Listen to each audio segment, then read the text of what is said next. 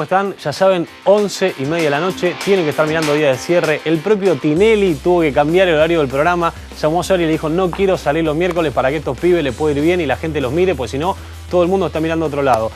Hoy estamos solos, yo me voy a ir acercando, voy a hablar un poco más de cerca con ustedes para no sentirme tan solo, porque necesito estar en contacto con alguien. ¿De qué se trata este programa? Que se llama Día de Cierre. Acá básicamente hablamos de política y de economía. Y el programa de hoy se va a tratar de eso. Vamos a tener un diputado radical para que nos cuente qué está pasando en el Armado Nacional. ¿Qué pasa con el radicalismo? ¿Es oposición? ¿No es oposición? Usted está en su casa y dice, ¿a mí qué me importa qué pasa con el radicalismo? Es clave, porque si un país no tiene oposición, hay muchas, pero muchas menos chances de poder gobernar mejor, porque el que está en el poder hace lo que quiere. Otro tema importante que pasó esta semana tiene que ver con la basura.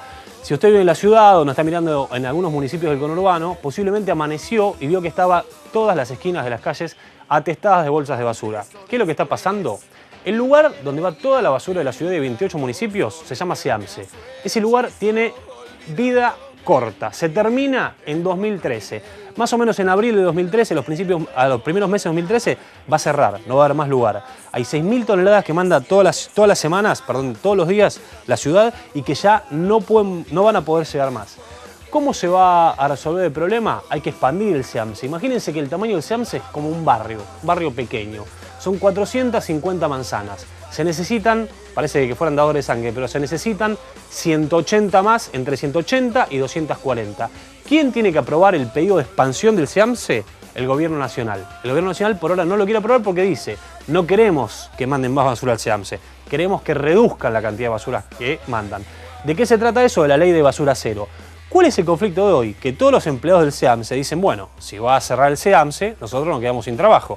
Si nos quedamos sin trabajo, tenemos que buscar algún instrumento de protesta para que esto siga funcionando. Por eso hubo un conflicto gremial en el SEAMSE y por eso dejaron de pasar a los camiones que van con la basura de los porteños.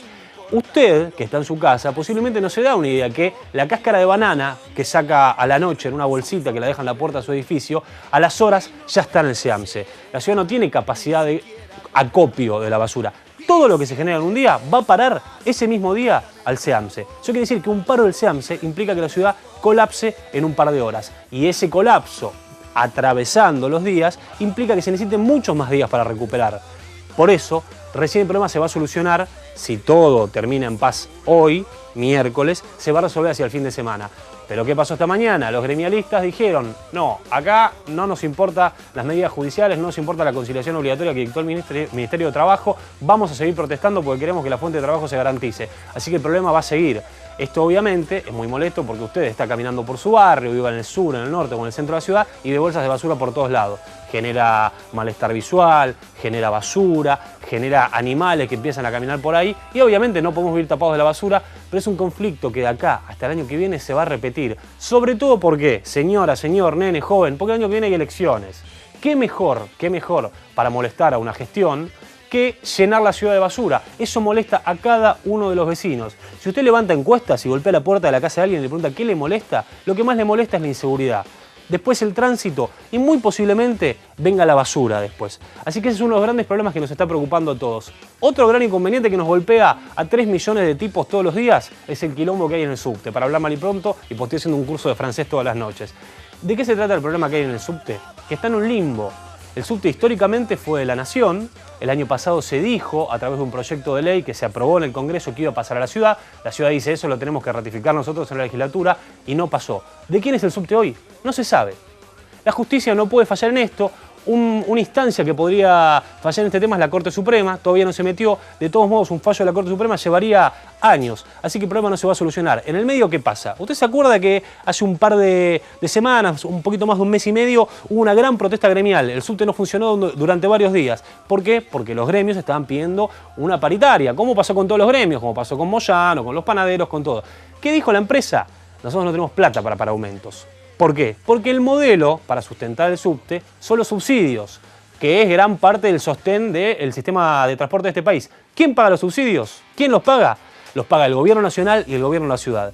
¿Qué pasó? El Gobierno Nacional dijo, yo voy a mandar los subsidios, pero les voy a poner un fondo para que solamente se hagan obras. ¿Qué dijo el Gobierno de la ciudad? Yo los voy a pagar a través del aumento de la tarifa. Acuérdense que aumentó 127% a mediados de enero, algo que para muchos que están cerca de Mauricio Macri, el jefe de gobierno, dijeron que fue una especie de autosuicidio político, porque vos tomás el control de una parte del subte, subís el boleto, te estás prendiendo fuego. ¿Qué pasa hoy con el subte?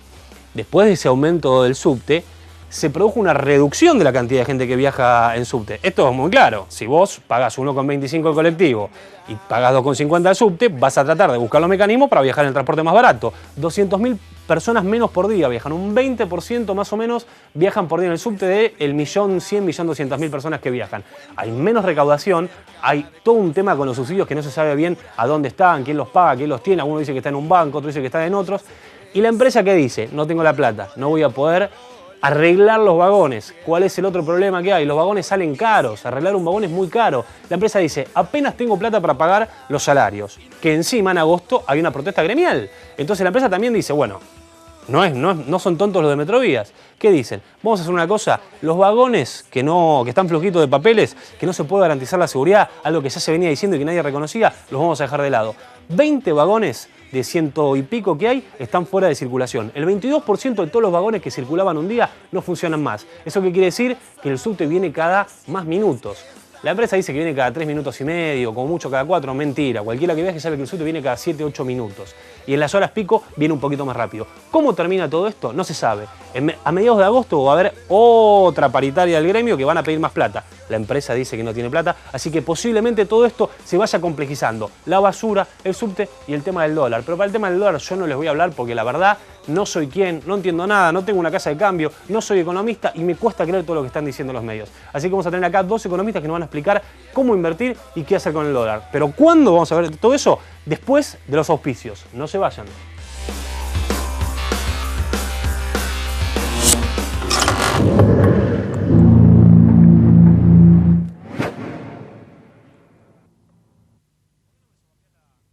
Estamos trabajando en un sistema de salud público que te cuide cada día mejor. Gracias a esto podemos enfocarnos en lo que más sabemos hacer, salvar vidas. En la ciudad la salud es prioridad, por eso es pública, gratuita y para vos. Elegís la Caja. Elegís seguro. Mientras más querés ganar, más estás perdiendo. Si el juego te está ganando o sabés de alguien que necesita ayuda, comunícate al 0800-666-6006, Instituto de Juegos de Apuestas de la Ciudad de Buenos Aires. Había una vez un municipio que soñó. Y juntos lo hicimos realidad. Más Malvinas, más Argentina. Malvinas Argentinas, el municipio. Vos también podés cuidar a tu propia gente. Como conductor de patrullas municipales, podés formar parte del programa de protección ciudadana. Estamos convocando personal retirado de Fuerzas Armadas, policiales y de seguridad para trabajar en San Miguel. Podés inscribirte en el municipio Sarmiento 1551, planta baja, o llamando al 4667-2120, de 8 a 14 horas. Municipalidad de San Miguel, Gestión Joaquín.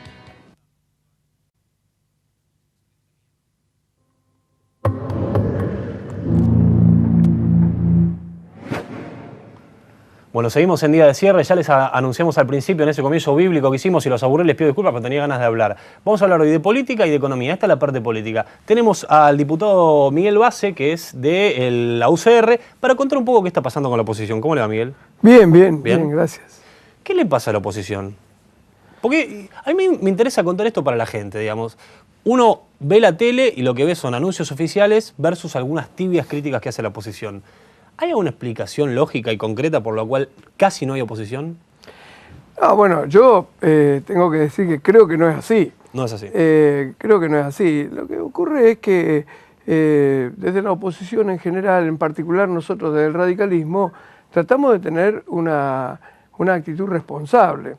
Aunque el gobierno no sea tan responsable. Sí. Porque la verdad es que yo creo que el gobierno justamente lo que hace es instalar una agenda política, instalar una agenda mediática permanentemente a partir de grandes anuncios, de confrontar con uno u otro sector, de manera tal de justamente acaparar la atención del país, acaparar la atención de la sociedad y tratar de ir determinando, como digo, la agenda política del país. Desde la oposición nosotros tenemos una actitud más responsable, más seria, muchas veces la verdad es que no aparecemos en los medios en función de lo que trabajamos, muchas veces trabajamos más de lo que aparecemos en los medios, pero en definitiva estamos, como digo, tratando de acompañar aquellas iniciativas positivas que sirven para el país, y obviamente tenemos una actitud cada vez más dura con el propio gobierno, a partir de que el gobierno tiene, desde nuestro punto de vista, por lo menos desde el punto de vista del radicalismo, actitudes cada vez más complejas, cada vez más difíciles, cada vez más autoritarias, cada vez más alejadas de la realidad. Y bueno, desde este punto de vista entonces nosotros tenemos también que ir naturalmente endureciendo nuestra posición. ¿Se siente que el gobierno de alguna forma perdió el eje o que esto es parte de un ajuste que necesita para comandar la nave en medio de la crisis? Yo creo que el gobierno tiene un peligroso sesgo autoritario. La verdad es que creo que esto se está instalando cada vez más fuerza en el propio gobierno. Creo que la presidenta de la República debería tener actitudes más serias, más responsables, más medidas. A mí me da la impresión de que las cosas no están bien en el país, más allá de que el gobierno pretende hacernos creer a todos los argentinos que las cosas están bien.